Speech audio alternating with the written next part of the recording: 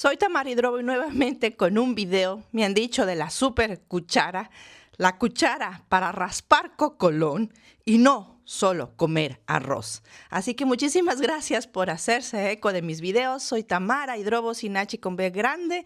Me encuentran en YouTube, me encuentran en varias de mis redes como Mijita Poderosa, mi hashtag Mijita You Have the Power y Mijita Tú Tienes el Poder, porque creo que las mujeres que hemos sido señaladas constantemente, históricamente como mijitas, tenemos que reapropiarnos de esa referencia y hacerlo nuestro poder, el poder de la palabra, de la reflexión, y para eso estoy haciendo estos videos.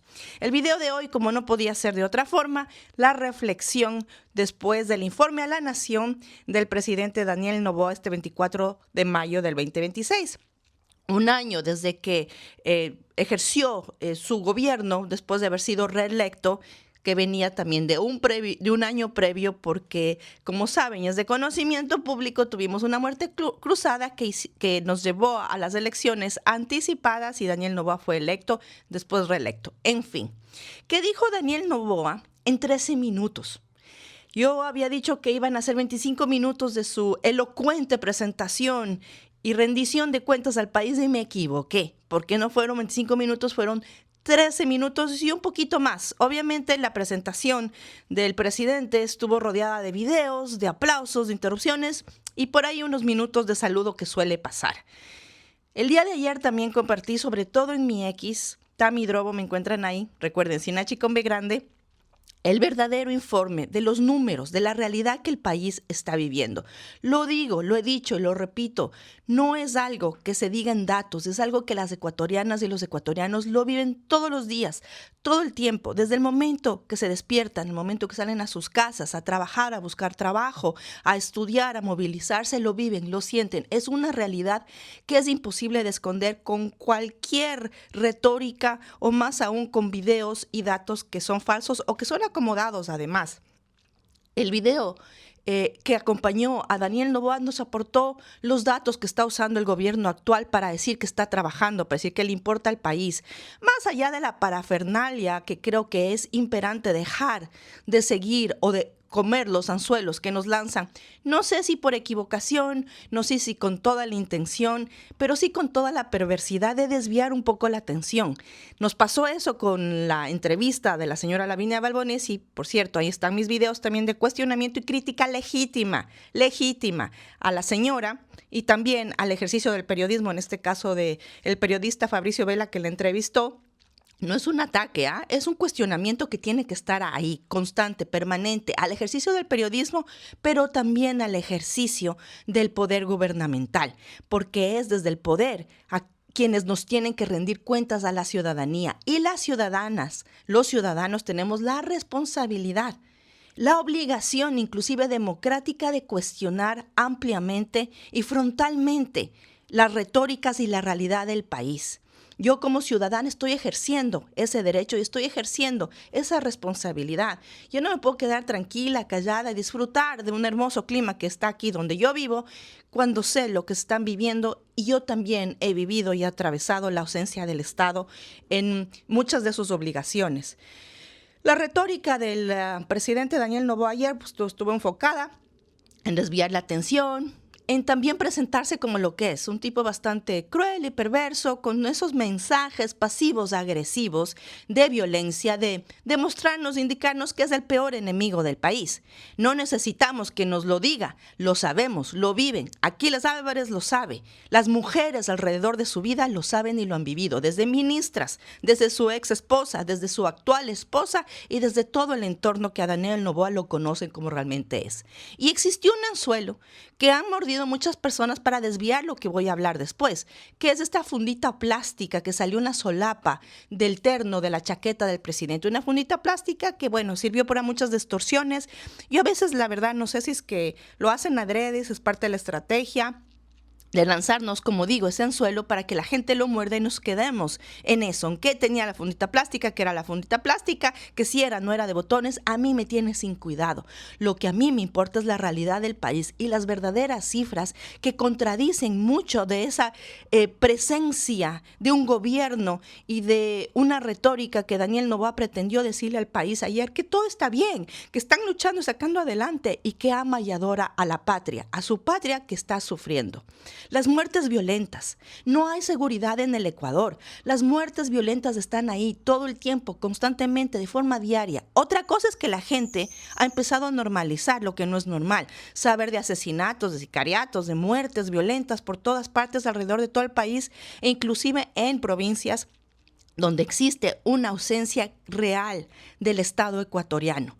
El 2025 cerró con 9,000 muertes violentas. Eso hace que el Ecuador esté en la lista de los países más inseguros, con muertes violentas más altas, índices de muertes violentas más altas en la región en América Latina y empezar a entrar en ese horroroso y triste top 10 de los países más inseguros alrededor del mundo. No nos olvidemos de eso. En la parte económica, más allá de que él se haya condonado, lo ya supimos, ya leímos, ya nos informó en su carta y ya lo sentimos también, los 94 millones que adeudaba él, su familia y su emporio económico al país, pues resulta que ahora la deuda externa superó el 50% del PIB. Son datos que se viven y se sienten. El país se sostiene por las remesas que las migrantes y los migrantes envían con sudor, con sacrificio y con mucho dolor. No nos olvidemos de eso. Solo 3 de cada 10 personas tienen empleo pleno, digno en el país. El resto es pura informalidad. Yo me acuerdo que por ahí muchos medios, de esos que les gusta también aplaudir muchas veces estas gestiones del gobierno, hablaban de que el Ecuador lidera en los puestos de la región como un país donde existen muchas personas que emprenden. Emprenden porque no tienen otra opción de trabajo, emprenden porque no hay derechos laborales que se cumplan, que sean dignos. Emprenden en cualquier tipo de forma para poder conseguir dinero, unos ingresos que les permitan sobrevivir, llenar la olla, poder cubrir las necesidades, porque no existe empleo digno. Y además, ni siquiera tenemos un ministro de trabajo que sea digno, que sea decente, que sea coherente, que sea honrado. ¿Cómo vamos a poder esperar que el Ecuador tenga derechos plenos y empleos plenos, y además con un presidente que yo decía en otro video, se la pasa más haciendo ejercicio, dedicando, eso sí, con persistencia y constancia a la imagen de su cuerpo, pero no a las necesidades del pueblo? También tenemos los datos de 455,000 niñas, niños, adolescentes que están fuera del sistema educativo. ¿Qué está pasando con esa infancia, con esa adolescencia ecuatoriana que no tiene la oportunidad de estudiar, de salir adelante, o de inclusive pagar o acceder a estudios o a experiencia laboral para que después le validen el título en cuestión de 8 meses? También tenemos la realidad que la canasta básica, el costo de la canasta básica subió a $830 cuando el salario mínimo está en $432. Yo, que he estado en el Ecuador en supermercados y mercados, me he dado cuenta que el costo de cuestiones básicas como el papel higiénico, como servilletas, como la leche, son más caras en Ecuador que en países europeos. Son más caras. Aquí los salarios en Europa son más altos y en Ecuador el salario mínimo está en $432. ¿Cómo hace la gente para sobrevivir? ¿Cómo hace la gente para cumplir con las necesidades de alimentación de su familia? No hablemos de la salud y de las necesidades de acceso a medicina o a servicio de atención médica en la red de salud pública que sabemos que está podrida, que está descuidada, que está abandonada. Yo lo viví, a mí no me lo contaron. Apagones.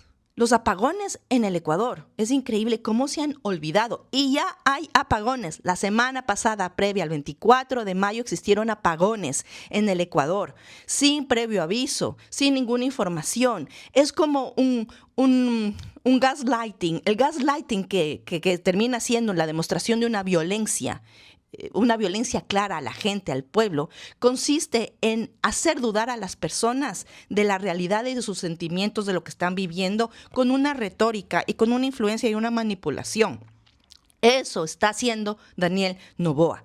Él manipula perversamente, cruelmente la retórica de un país que no existe, de un país que él dirige únicamente y solamente para sus bolsillos, los bolsillos de su pan y para contentar a su mamita que le celebra todo y que por cierto estuvo en primera fila porque es asambleísta y además está diciendo que puede llegar a ser alcaldesa de Guayaquil. La mamita le celebra todo, los amigos del PANA, que además es presidente de la Asamblea Nacional, que viene de ese círculo chiquito de privilegios donde nunca han pasado hambre, nunca han pasado necesidad, no saben lo que es requerir y necesitar de la asistencia de hospitales públicos para cuidar y proteger la salud de su familia, de sus familiares más cercanos. Ellos no saben, no viven, no comprenden porque nunca han experimentado la realidad de la mayoría de ecuatorianas y ecuatorianos. Y aún así, en un informe a la Nación, donde vemos la expresión sincera y honesta de su agresión pasivo-agresiva con el pueblo, vemos a un presidente distorsionado, ególatra, hablando de él y de sus enemigos con sus mensajes ahí, pasivos-agresivos hacia las personas que nos enfrentamos con la retórica, con la parte política, a su desidia, a su indolencia, a su perversidad y a su crueldad. Pretende decirnos que existe un país maravilloso que está avanzando. Y yo les digo a las ecuatorianas y a los ecuatorianos, en serio está avanzando el país donde ustedes salen a caminar con miedo, donde ustedes vienen con miedo, donde ustedes están cuestionando cuál es el futuro que les espera a sus hijas y a sus hijos, en un país donde no se puede caminar sin tener miedo a que te roben, te extorsionen o te secuestren, que no puedes salir adelante con tus emprendimientos porque te van a extorsionar, que no puedes salir adelante con la esperanza de una educación que si no es pagada, no es privada, y aún así pagada y privada, sabemos la calidad de universidades, de garage que existen, ¿qué tipo de futuro les espera a la juventud y a la infancia en el Ecuador? Un futuro que se supone que tiene que ser de esperanza, que tiene que ser de oportunidades, que tiene que asegurar nada más ni nada menos que vidas dignas, con derechos asegurados, con derechos cubiertos que tiene la obligación Daniel Noboa de cubrir, de dar, de entregar, de garantizar. Y está haciendo todo menos de eso. Pero claro, en el informe a la Nación se dedicó a desvirtuar todo y a acomodar su relato y a ponerse una fundita plástica para que la gente hable de eso y no hable de este gobierno que está cansando al pueblo ecuatoriano, que lo está torturando, no solamente como tortura en las cárceles a sus adversarios políticos. Por cierto, Jorge Glass y Aquiles Álvarez, la vida de ambos y de más personas privadas de la libertad está en manos de Daniel Noboa Asín.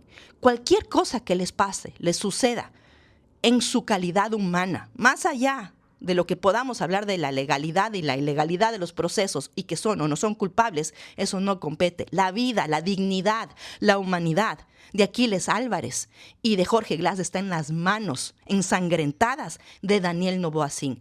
Manos ensangrentadas porque las muertes de ecuatorianas y ecuatorianos es responsabilidad del Estado que él maneja, que él dirige y del cual él se beneficia para sus intereses personales, económicos e individuales.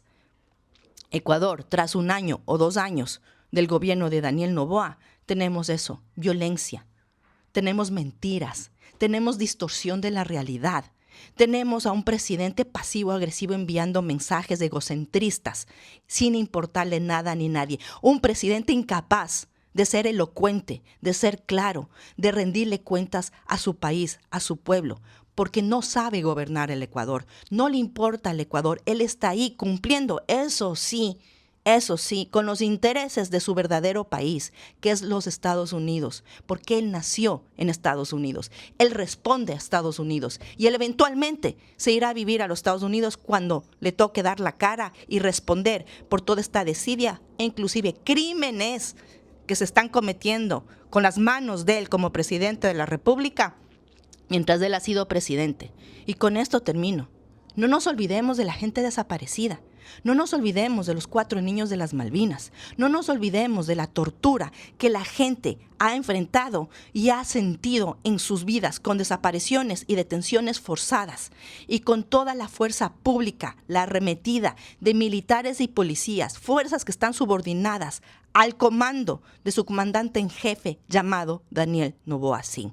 Porque hay aquí vidas que han sido eliminadas, exterminadas. Inclusive podemos hablar de crímenes de lesa humanidad bajo las manos de un gobernante que no le importa nada más allá que su ego y sus intereses personales. Queda en las ciudadanas y en los ciudadanos reaccionar.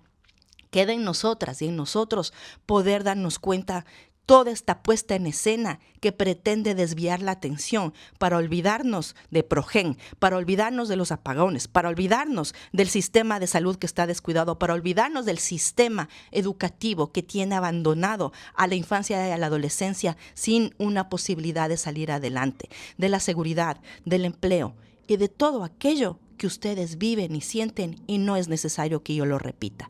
Está en ustedes reaccionar y no dejarnos engañar.